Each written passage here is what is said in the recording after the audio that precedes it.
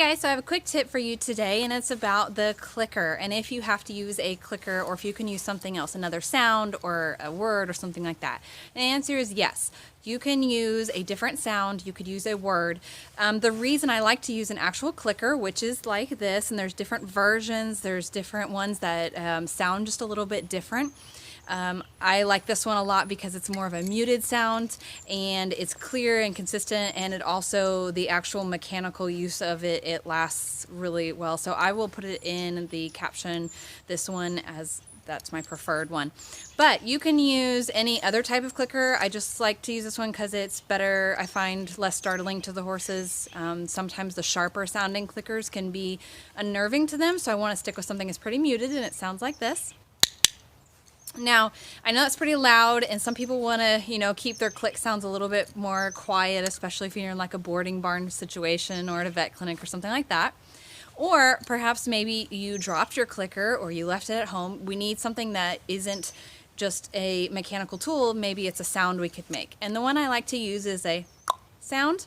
And the reason I use that one in particular over a word is because words we use in our everyday language, and it can dilute the value of the click. So if some people will use a word like good or yes, but the problem is that we use both of those words in our everyday vocabulary. So we'll be talking to somebody and we'll say, yeah, that was really good. Well, the horse just heard their marker sound. So we want to find something that's very unique to the training situation that we're not going to use any other time while around our horses when it's not going to be used as a click sound. So you might try using a word from a foreign language or something like that, but I do prefer to use like a very consistent, clear sound, such as, which I can repeat over and over again. I can make it sound the same, and it's very clear, and I don't talk and use that sound very often. And it also doesn't sound like I'm clucking to my horse to make it go faster. Like, I wouldn't use something like that because it might be mistaken by the horses move faster, go forward, or somebody else might use it to encourage the horse to move quicker.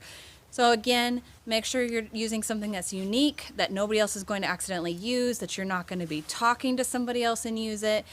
And you still should consider using an actual clicker because I find they're more consistent and clearer to the horse, and the distance that they reach, the sound distance, is much further. So if you're working in a distance from your horse, it's very useful.